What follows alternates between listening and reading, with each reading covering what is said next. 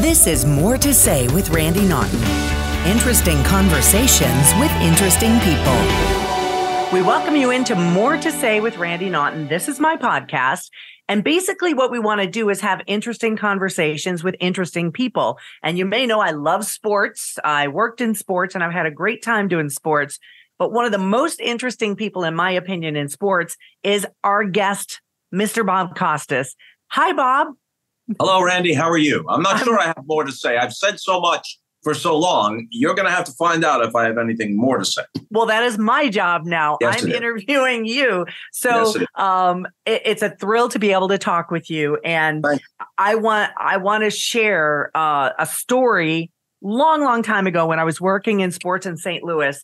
And I believe we were both at the baseball writers' dinner at the then Clarion Hotel in downtown St. Louis. Mm-hmm. And they had the subterranean ballrooms where you went up and down the mile-long escalator. Mm-hmm. I was going downstairs. You were coming up. I was carrying a tripod. And I looked over and I go, hi. And you said, hi, Randi. And I almost fainted because you knew my name. I almost died. I'm like, oh my God, Bob Costas. You know, I'm a dopey young sports reporter. So that was one of the thrills of my life. I will tell you that. Oh, thank you. Thank you. It really was. And then another story is when I reached out to you to come and do this interview with me, I started out, dear Mr. Costas, and you go, call me Bob or Your Excellency, which I thought was funny. So here we are on a first name basis now. Yeah. So we're talking to the Mac Daddy of sports reporting, Bob Costas. And I want to kind of get into your background and how you started. I've always been a sports fan. I used to watch it all with my dad on the weekends. I'm one of 7 kids, and I would get in trouble almost every Saturday watching college basketball and football games. And my mother would yell that I didn't get my chores done. I've always loved sports, been a fan. How did you get into it? Were you a fan and then turned into it? Is it something you've always wanted to do? I was always a fan, like zillions of other kids, late 50s, early 60s, but maybe different in this respect. I actually was attuned to the broadcasters and to the sports writers that I read growing up on Long Island. To me, the broadcasts were inseparable from the games themselves. So if, like every other kid, I was throwing a rubber ball against the wall or playing wiffle ball in a schoolyard or shooting baskets someplace, I would hear the announcer in my head. Now, in my case, it wasn't yet Harry Carey or Jack Buck. It was Marty Glickman and Marv Albert and Red Barber and Mel Allen and the young Vin Scully. Those were the guys that were kind of rattling around in my head. And I thought, by the time I was 10 or 11 years old, I thought, well, if I'm ever going to get into Yankee Stadium without paying for the ticket, it's certainly not going to be to stand where Mickey Mantle is standing. It's going to be to maybe sit where Red Barber and Mel Allen are sitting, as crazy as that dream may have seemed. And then when I was about 16, I read in a Nick yearbook that Marty Glickman, who practically invented how basketball was to be called on the radio, all the kind of geometry of the court when it was all relatively new in the 1940s for basketball on the radio. And then his apprentice, Marv Albert, they had both gone to Syracuse. In fact, Marty Glickman was a standout athlete at Syracuse and was on the 1936 Berlin Olympic team with Jesse Owens. And so I thought, well, Syracuse, according to my guidance counselor then, you couldn't look everything up so easily on the internet. They'd hand you a pamphlet from this university or that. But the guidance counselor said, yeah, Syracuse has one of the best journalism programs in the country. And that was good enough for me. They play big time sports. Marty Glickman went there. Marv Albert went there. And so I applied there and I got in and I became part of what is now a very, very long line of broadcasters, sports broadcasters specifically. There are a few like Dick Clark and Ted Koppel and Jeff Glor and a few others that were not in sports, but there are dozens upon dozens of us. It's almost the cradle of sports broadcasters. So going there was a lucky break for me because it created at least an environment in which I could practice at it and be around like-minded young people. And things kind of fell into place for me from there. In fact, when I was just 22 and barely out of Syracuse, that's when I came to KMOX in St. Louis, and things fast-tracked for me from that point. That is an incredible story. You knew so early what you wanted to do. And going through the decades of everything you've done, from the Olympics to baseball to football to basketball, boxing, you've pretty much called everything. And there are certain catchphrases or certain lines in sports from certain broadcasters that will forever be entrenched in history. Like, do you believe in miracles? And down the stretch they come. You've called some pretty amazing moments. Is there a particular call that you made in a particular game or sport that really sticks out as your favorite? Well, I don't have a catchphrase or a signature phrase. I say whatever occurs to me in the moment. But I guess if I had to pick one, it would probably be Michael Jordan's final shot as a Bull. We thought it was the end of his NBA career, although he hadn't announced it at the time. There was much speculation to that effect. We didn't know he'd come back for an encore a few years later with the Washington Wizards, but it was about as dramatic a conclusion to a career and to a dynasty run as you could ever have. They're down by 1 point. He makes the shot. It's a classic jump shot with 5 seconds to go, turns defeat into victory, ties a ribbon around the 6th Bulls championship of the 90s. And in every one of those finals, Michael Jordan was the MVP. You couldn't ask for a more classic closing note. And I think that NBC's broadcast matched the moment. And then some 20 plus years later, when everyone was locked down during COVID, The Last Dance documentary came along and people seemed to be enthralled by that. And obviously, because the big games were on NBC, a lot of the calls that I made were part of the documentary, and I hadn't heard them in more than 20 years. And what you always have your fingers crossed about is, did I mess this up, or does it stand the test of time? Does it seem okay 20 years later? And luckily, it all did. That's fabulous. And amongst all the sports that you've called, is there a particular sport that you would do more over than others? What's your favorite? Well, baseball has always been my favorite, but I was lucky enough to do others. I was a big basketball fan, both college and NBA, and it was actually basketball that brought me to St. Louis. In the Olympics, there's so many different events, many of which we don't pay much attention to outside every 4 years, but you have to kind of lock yourself into those and become familiar with them. And in the context of the Olympics, even race walking has a certain grandeur to it, or rhythmic gymnastics, or whatever it is. Everything is elevated by the framing of the Olympics. So, I learned to appreciate almost everything, but baseball was always my first love. It was lucky for me to wind up in St. Louis, where baseball is still number one, even if football has overtaken it elsewhere. Even when the Rams and the football Cardinals were in St. Louis, the Cardinals, the baseball Cardinals, still mattered most. So that was why St. Louis, among the reasons why St. Louis as my adopted hometown was such a good fit for me, because of the baseball aspect. Wonderful. And I do want to know, you mentioned that when you look back on that documentary and, oh gosh, does it stand the test of time? Did I say something, that I didn't really want to say that I want to take back? Yeah. Is there a particular call? Because I know in sports broadcasting, whether it's on the sideline at a Rams game, I've made mistakes, mispronouncing names, and it was amplified, I think, probably. And I believe this because I was a woman in sports at the time in the 90s. But is there a particular call you made that was cringeworthy that, you can't unsay it? Is there something you can remember? I don't think so much cringeworthy, but there are a couple where, in retrospect, something occurs to you after the fact that might have been better. What you did was serviceable enough, but maybe something else would have been better. I know there are some broadcasters who, in anticipating a moment, script what they're going to say if that moment plays out as they expect. There's nothing wrong with that, but I've never done that. You're aware of what the narrative of a game, a career, a season, a series is, and so you should have those potential talking points in your head, but I've never scripted anything out. And I've given this example before, and usually it's to another broadcaster who would appreciate this.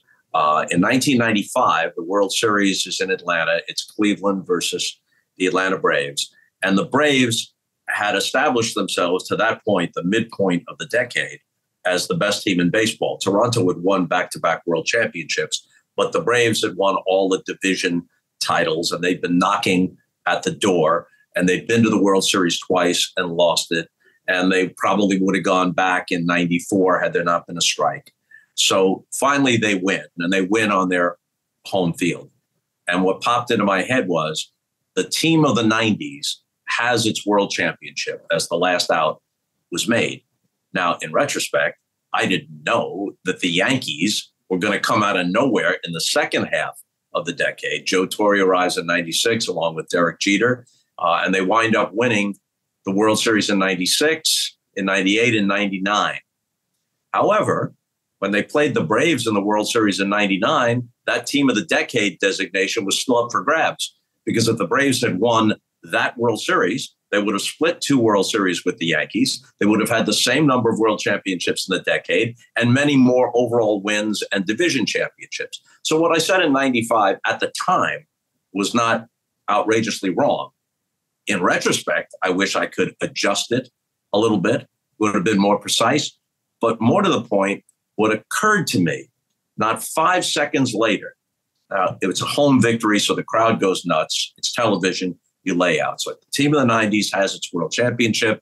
They go nuts. And I probably don't say another thing for at least 30, maybe 45 seconds. But 5 seconds after my last utterance, this pops into my head. Atlanta at last, which is much more poetic, a much better caption. I could see it on a T-shirt. Yes. In fact, people have told me that. If I had said that, that would have been a T-shirt. No question about it. Now, if I had been one of those guys who script stuff, I would have had it on an index card just in case. But it occurred to me 5 seconds too late. So a perfectly serviceable call, but I would have preferred the perfect call, which you seldom have. That would have been a perfect call. And it would have definitely been the headline in every single newspaper. Yeah, could have been. I want to talk about the relationship between sports journalists and athletes. I read years ago a book my daughter gave me for Christmas because she knew I'm a fan of Muhammad Ali and Howard Cosell. It's called Sound and Fury by Dave Kindred. Oh, yeah. I read it. Oh, what an incredible book. It's about the unbelievable relationship between these two unlikely people in Muhammad Ali and Howard Cosell, and how they just made it work in turbulent times on the social aspect, in sports, religion, race, you name it. It was just that time. So is there in your mind an athlete journalist combo today in any sport that kind of rivals that between, the relationship between Ali and Cosell? Because I can't think of any. That's a great question, which has never been posed to me. Dave Kindred, by the way, who is still at his craft in his 80s, is part of that group of really, really exceptionally good writers, not just game stories, but people who wrote like a great novelist writes. And I fear that in this current world of Twitter or X or whatever the hell passes for a hot take here or there, that the kind of grace notes, the kind of literate touch that not just the best writers brought to it, but that essayists like Jim McKay and Jack Whitaker brought to it, or that Vin Scully brought to it in his broadcast, that is going away. And I was always appreciative of that, whether in print or on the air. You could say, because Vin Scully was the voice of the Dodgers for so long, that his voice is imprinted on Sandy Koufax's career or Fernando Valenzuela's career, or whatever the case might be. And Jack Buck's voice is forever linked with Ozzie Smith. Go crazy, folks, go crazy. Or Harry Carey with Stan Musial. But that's different than Cosell and Ali, because not only was that national, but they were each bombastic, bigger than life personalities. They were each controversial in their own right. And they each spoke about issues beyond the outcome of a boxing match. They each represented those issues. So I can't think of anything that would match that. And if someone came along now, let's say a pair of people came along now, and they had some sort of affinity for each other, and they were each bigger than life personalities, it still wouldn't land the same way as it landed in the 60s and 70s, because the landscape is so different and the issues at hand are so different. And everything now is parsed and picked over by vultures, and it winds up stripped of its context and its nuance. Then when Howard Cosell and Muhammad Ali were on Wide World of Sports, you either saw it or you didn't. You didn't even have a VCR to tape it at home. It was an event when Muhammad Ali fought. And even if that was a pay-per-view fight, a week later, the whole fight would be on Wide World of Sports. And he, and maybe with Joe Frazier, maybe not, they'd be sitting with Howard Cosell. And Cosell was so provocative in his own right, even apart from Ali. And Ali would tweak Cosell. And they were each so imitable. You know, a young Billy Crystal could imitate them both pitch perfect and recreate, you know, what it sounded like and felt like for the two of them to go head to head. I can't think of anything that approaches that. Yeah, I tried to rack my brain and I said there's nobody. And you mentioned hot takes, which leads us into social media. So you have pretty much anybody in their basement with a podcast or an opinion or a hot take, as you mentioned it. Social media has changed the landscape of sports. Has it done it for the better or for worse? No, I think it's by and large for the worse. That doesn't mean there can't be something out there that's useful. But look, if you let everybody through the door for American Idol auditions, no matter what, we're not just talking about Twitter or now X, all the blogs, or anybody can have their own podcast. Anybody can do anything. They all have access. If everybody came through the door, you'd find many more people that couldn't even carry a tune than you would find, oh, look at this. How about this? Look what we discovered.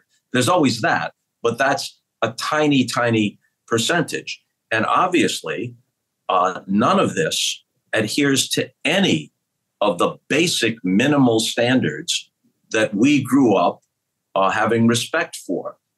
Credibility, sourcing, the idea that you might have to face the person that you were now talking about. And not that you have to butter them up, but if you criticize them, then you have to be able to justify what you said and explain what you said.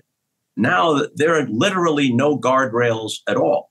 Now, it's one thing to say that Twitter or X exists for better or worse. The technology gives everybody a voice, including somebody who prior to this technology would have just been muttering to himself in his beer at the end of the bar or sitting with, potato chip crumbs on his pot belly on his couch with his wife ignoring him. All those people now have access. I accept that. What I find it hard to accept is lazy people with no standards who on websites, which admittedly are many notches beneath a Sports Illustrated or a New York Times or a St. Louis Post-Dispatch, but still they have a name. They're there. The writer has a name. And those people often treat Twitter as if it's a pew poll. So 12 people say something about some subject or some person on Twitter, and then some website, either out of stupidity or laziness or cynicism, decides that this represents a consensus. So fans of such and such team roast such and such an announcer. Yeah, on a fan website, 20 people said that. Yeah. Maybe another 20 said, you're full of it. That makes no sense. But there's no standard here. All that we're looking for is clicks and the most provocative clickbait type headline. And no one is ever going to hold any of those people to account. There are no editors. There is no even peer or colleague pressure. In the previous world, where there was a different landscape, both for print and for broadcast, there were always people who were more or less honest, more or less fair-minded, but even the worst of them were held in check somewhat by fear of the disapproval of their colleagues or a reprimand from the people they worked for. Now, I want to interrupt none you. of that comes into play. There was just an example, I believe it was last week, with NFL reporter Carissa Thompson admitting on a podcast, listen, I used to make things up if I couldn't get the quote or whatever. And then she came and said, I generalized and just said, we have too many third and outs or whatever. Yeah. She got dragged, and there were a lot of her colleagues that tried to hold her accountable for that. Is that what you're referring to? No, not as much. Yeah. Carissa has a name. She has a job. She then, clarified her comment or apologized for it. I think sometimes because of the atmosphere on some podcasts or whatever, it's like, hey, tell us everything you know, or blab about this, that, or the other thing. And she should have been more discreet.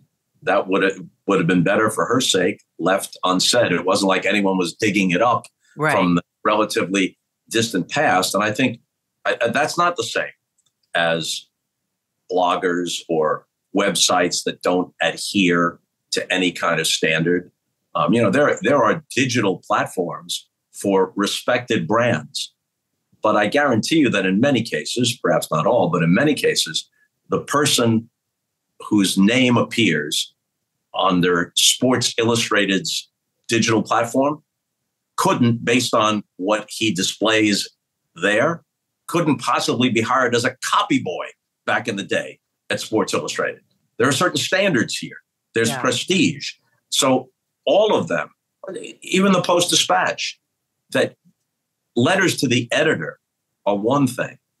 But if you just open it all up to comments and you don't really moderate those comments, you're going to have stuff that isn't just stupid or untrue. You're going to have scurrilous stuff existing alongside reasonable responses, either in agreement or disagreement.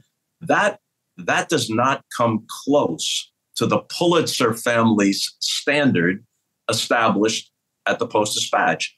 And I've said this for years and years. What the mainstream should have done was take its standards and its quality to the new technology, not surrender to the ethos of the new technology. If something was worthwhile, it was worthwhile if it came off Gutenberg's printing press. But if it was a lie or a crock of crap, then it was also that if it came off Gutenberg's printing press or someone wrote it on a piece of parchment paper with a quill pen. The technology changes. The fact that I and maybe you prefer to hold an actual newspaper in our hand with a cup of coffee in the morning is only a generational preference. But what should be timeless is what's the quality and the credibility of it. Now, back to Carissa, I don't know her. Everybody I know who works with her says she's a wonderful person, and she apparently works hard at what she does now. But I think that those among her colleagues who responded as they did, their concern was that it's gotten better, but there are still people who want to diminish or dismiss the possibility that a female sports reporter could know what she's talking about, especially in a football context where there's a certain macho type of thing that's an overlay of that. And so the Michelle Tafoyas, the Laura Oakmans of the world, and others, Andrea Kramer, who work very, very hard, and I can attest to that. I have tremendous respect for what they do. They don't want that to be reduced to a caricature of someone who doesn't know anything and is just there as window dressing. Right. So I think their response to that was more in defense of what they do and what they've had to work so hard to establish credibility doing. It was more about that than being upset with Carissa as a person. Right. And I've heard the same thing, that she's lovely. And you're right. Why would you even bring it up? But we're going to move on from that subject. I do want to talk about the flip side of it. Whereas, journalist school, you walk through the ranks, and Syracuse has bred so many amazing sports people, not only from the broadcasting side, but athletics as well. Let's talk about sports journalism and how it's married now to former athletes. So many amazing former athletes are on NFL panels and they're on Major League Baseball. What do you think about that? Most of them don't have a sports journalism degree, but they know the game. Do you like that or no? I have no problem with it. Cosell used to rail against what he called the jockocracy. But even as he was railing, there was still a place and a big megaphone for Howard Cosell. There should always be a place for the career announcer. And in almost every situation, Al Michaels was with Chris Collinsworth, and now Mike Tirico, Syracuse, is with Chris Collinsworth. Chris Collinsworth, former NFL player who has worked very hard to be a credible analyst. That's all you care about. Joe Buck with Troy Aikman, Jim Nantz with Tony Romo. There's almost always the career professional announcer with the color person or analyst who works alongside him or her. And what you ask of the analyst is that they don't just show up and rest on their laurels. Because when you do that, sometimes you can get by for the first 2 or 3 years because you're directly familiar with those players, those teams. You studied film to prepare for that. But if that's all you do and you don't work hard beyond that first few years, you're going to be exposed. Absolutely. And I agree with you. I was watching the football game yesterday, the Bills and the who did they play? Jets. The Jets. Yes. Thank you. The Bills won, my team. Tony Romo, I learned so much from him. And that's why I like hearing these athletes on these broadcasts because they break it down and you learn about the game, which, I've never played a down of football in my life. I love it. I love to watch it, but I learned so much. I've got a couple more questions for you. Yes. Let's talk about, Tim Tebow praying on the side, Colin Kaepernick kneeling during the anthem, politics intertwined in sports. Do they go hand in hand or should they? Well, sometimes, inevitably, they have. Was Jackie Robinson playing for the Brooklyn Dodgers not in and of itself a social statement, a political statement? And then Robinson, who was an exceptionally intelligent and principled person, used that platform, even though he tragically died at just 53, he used that platform during his playing days and beyond to be part of the civil rights movement. Was Muhammad Ali, whether you liked him or not, agreed with him or not, was he not also a political figure? Were Tommy Smith and John Carlos with the raised fists at Mexico City, which I think meant much more and was more meaningful in that context than Colin Kaepernick's kneeling was generations later? Was Billie Jean King not an important part in her own way of the women's movement? Some of these things, they're just thrust upon us. At the Olympics, you have 72 Munich. Then the IOC refuses to acknowledge any of the anniversaries of that.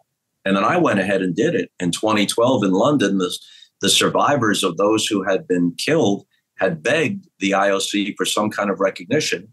And the IOC did some little almost invisible ceremony in the Olympic Village in front of like 100 people. And I mentioned it on the opening ceremony in 2012 in London. There are just times when these things intersect. There was an Iranian in 2004 in Athens who was the flag bearer for the Iranian team, happened to be a judo guy, and he drew an Israeli as his first round opponent at the Olympics, and he refused to compete against the Israeli, had to forfeit, went back home, and was given the same treatment and the same award as if he had won the gold medal.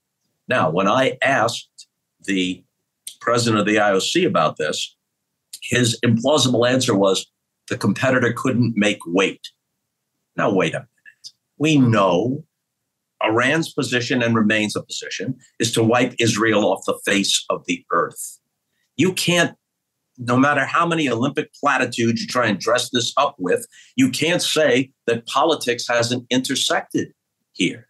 You can't say that the IOC granting an Olympics to Putin's Russia, in which Putin and his operatives switched out drug samples or urine samples for drug tests of Russian competitors right under the IOC's nose, and then to go back to Beijing a second time with the same BS explanation. We think the Olympics will help to moderate the behavior of these regimes. How's that working out? You just cannot separate those things. Now, there is a question about the time and place. The Olympics are the biggest international platform. You could make a reasonable case, let's say, when we're talking about Colin Kaepernick. I don't think that all the right-wing response, where they were just really looking for something that rabbles up their base and their audience, making Colin Kaepernick seem like it was a threat to the republic, whereas their preferred presidential candidate is actually a true threat to democracy itself and doesn't care about that. But let's leave that aside. Let's focus on Colin Kaepernick. Kaepernick had a legitimate issue, which was police mistreatment of Black Americans. But you could make a case that doing it during the national anthem, which to many people represents the nation's ideals, including equality and justice for all, that would be less effective than if he used his platform to do it elsewhere. That you can make a case. You could be sympathetic to his point and still say that was not the most effective way to make that point. And then as it happens, Colin Kaepernick turns out to be not worthy of being in the same discussion as Arthur Ashe or Billie Jean King or Muhammad Ali or Kareem Abdul-Jabbar. Every situation has to be taken on its own merits, and distinctions can be made. And you're right. And no matter what the subject matter, whether it's BLM or, prayer on the sideline or whatever, as you mentioned, the word you use, the vultures, man, they come out for whatever side it is. And I think it's going to happen. Look, this is like stick to sports. Stick to sports really means when you're saying something I don't agree with or I don't want to hear. Because when Fox News, I have no problem with this. Everyone has this right. But they put Lou Holtz on. They put Bobby Knight on. If those athletes, former athletes, or including entertainers, shut up and dribble and shut up and sing didn't apply if you were saying what we agree with. Hey, sports announcers shouldn't do this. Well, Clay Travis does it all the time. He's just coming from a conservative perspective on Outkick. Brian Kilmeade is a former sports announcer turned Fox News commentator. Good for him. He's a nice guy. But nobody says, oh, that's beyond his qualifications. And my philosophy is, you know what? They pay a whole lot more in taxes than I do. And they have the same right as an American under the First Amendment to say what they want. It's like, you know what? Yeah. You can say more than dribble. I'm good with that. You can. But I'll also say this, that I never, despite some generalities that live in certain quarters of the internet or cable TV or right-wing talk radio, I have never talked about any political issue during a game or during an event. Not only would that be inappropriate, it would be ineffective. When I have very occasionally done it, it would be at halftime of the game or pregame or interstitial moments during the Olympics when it was relevant and when it was pertinent. Or people will sometimes be confused if I go on CNN and they ask me a question and I'm talking about it on CNN or on HBO, there's no game going on. And this idea that many said, he always turns Sunday Night Football into something about his politics. There were hundreds of halftimes. Two. The gun thing, which I didn't do as good a job of explaining as I should have, so that's on me, or the Redskins name when they were still named the Redskins. And if that isn't a pertinent subject for a halftime essayist, and that's the role they assigned to me, I don't know who's supposed to talk about that.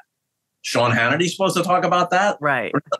I'm the guy who's supposed to talk about that. And I did it in a very, I think, even-handed and measured way. The gun thing, I wish I had a do-over on, but you know what happens when you talk about the vultures. There's still people out there who think that I want to take everybody's guns away and I'm against the Second Amendment. I never said any such thing. I never thought any such thing. But once stuff gets out there and it's repeated enough, no balls. People cling to whatever belief it is, but it's objectively false that even 1% of what I did was, at least on NBC, was political in nature. That is objectively false. And in fact, at the Olympics, many of those I held to account, you would have said that would be applauded from a conservative perspective. To say that here's Saudi Arabia marching in, the Olympics, the IOC has said they're hoping to reach a balance of 50-50, women to men. It's worth noting there isn't a single woman in this Saudi Arabian delegation, including officials, let alone athletes. Now, that's something I would assume they would applaud at Fox News. Right. What I said about the Iranian and the Israeli, I'm sure they would applaud at Fox News. Me bringing up the 40th anniversary of Munich, I'm assuming they would applaud that. I'm assuming they would applaud, you could Google it, what I said about Putin and about the IOC granting an Olympics to Russia or granting an Olympics to Beijing, I would assume, I didn't think of it as right-wing or conservative. I just thought of it as common sense and fair-minded. But I assume that would be something that conservative people would find agreement with. But once a caricature has been created, people don't like nuanced stuff. They want to put you in one box or another. And I think over time, my career has been very varied and very textured. And so too are my political beliefs and my views of the world. But that's just too difficult for a lot of people, or not useful. If you can't make a cartoon out of somebody, then how can you stick to all your binary black and white arguments? Wow, that was quite something, which, it's like, all right, you running for office any day soon, Bob Costas? No, thank you. No, thank you. No, thank you. That's it in a nutshell. And one more question. Did I read, what was it, a month ago? You saved somebody's life by administering the Heimlich maneuver? I may have. At least I didn't harm him. I may have saved him. I don't know.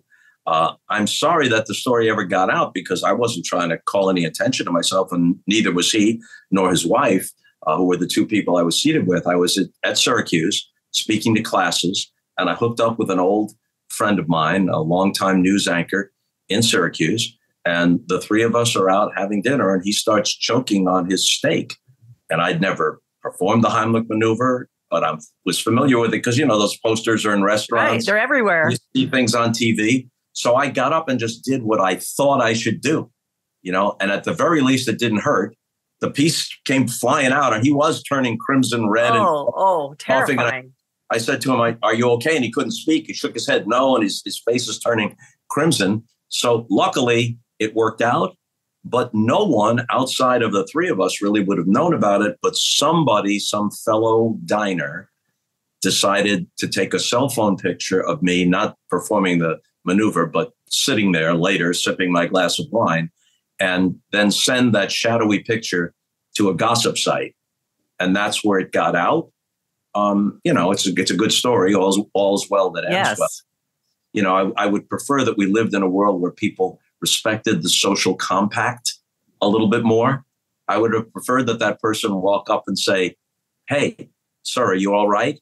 And "Hi, Bob. I'm glad you were here. I enjoyed work." Or what I would common decency, right? I prefer that as opposed to, oh boy, gossip. But I can't. That train's gone so far down the track. There's no way I'm going to turn it around. Not Bob Costas, no matter how big you are. Well, listen, our time is up. I can't even imagine.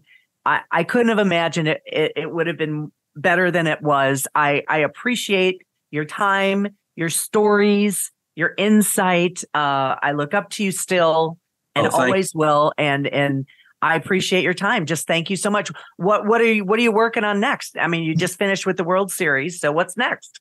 Well, basically, I do a little bit of baseball, only as much as I feel comfortable doing. I'm a contributor at CNN. Regrettably, HBO, where I had a long history and was so prestigious in sports, that landscape has changed. And basically, when the last episode of Real Sports happens this December, HBO Sports will be shuttered. So I returned briefly to HBO for a couple of years and did the kind of show that I'd done before and that I always have wanted to do again. But then the realities of television, everything's gone. Back in the day, HBO used to do all those great sports documentaries. They had boxing, they had Inside the NFL, they had Real Sports, they had my shows on the record and then back on the record. But the landscape has changed so much that HBO had to, I guess, pivot from its previous financial model. And when Real Sports goes, that's a real loss, because that was the 60 minutes of sports, and Brian and his team did such a great job. But, to what I'm doing only as much as I want to do. I'm on the exit ramp, moving at about 20 miles an hour. I'm not speeding on the exit ramp, but I'm on it. That is awesome. Well, hopefully our paths will cross when you come back to St. Louis someday. Maybe I'll pass you on that escalator and say, "Hi, Bob," once again. Maybe. And now you should learn it, if you didn't know already. You ask me certain kinds of questions, you're going to get an answer. Now, what some of the vultures do with it, stripping it of context, nuance, and tone, occupational hazard. We'll see. I have zero regrets. Bob Costas, thank you for joining us. We appreciate it. Thank you, Randy. Nice to be with you. This has been More to Say with Randy Naughton. Interesting conversations with interesting people. Be sure to like or subscribe wherever you get your podcasts.